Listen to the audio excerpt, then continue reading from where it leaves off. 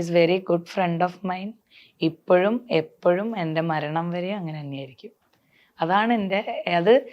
ചിലപ്പം അദ്ദേഹത്തിന് അങ്ങനെയാണെങ്കിലും അല്ലെങ്കിലും എനിക്ക് അങ്ങനെയായിരിക്കും.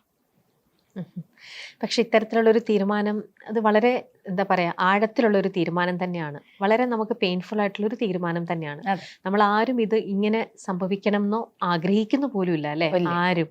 ഇല്ല. ഇതൊക്കെ സംഭവിച്ചു. പിന്നെ അതിനെ ആ ഒരു രീതിയിൽ ഇപ്പം റോഷന പറഞ്ഞ പോലെ ജീവിതാവസാനം വരെ നമുക്ക് നല്ലൊരു സുഹൃത്തിനെ പോലെയെങ്കിലും അദ്ദേഹത്തിന്റെ കൂടെ നിൽക്കാൻ പറ്റുമെങ്കിൽ അതങ്ങനെ. അതെ. പക്ഷേ നമുക്കിങ്ങനെ ഒരു തീരുമാനം എത്തുന്നതിന് മുമ്പേ നമ്മളിപ്പോഴും എത്ര നമ്മൾ ഫോർവേഡ് ആയിട്ട് നമ്മൾ ചിന്തിക്കുന്നു, നമ്മൾ ചെയ്യുന്നു എന്നൊക്കെ പറഞ്ഞാലും നമ്മളെ ചുറ്റിപ്പറ്റിയുള്ള നമ്മുടെ ആ ഒരു സുഹൃത്ത് വലയമായിക്കോട്ടെ, ഫാമിലി ആയിക്കോട്ടെ, സൊസൈറ്റി ആയിക്കോട്ടെ, ഇവർക്കൊക്കെ നമ്മൾ ആൻസറബിൾ ആണല്ലേ? അതെ അതെ.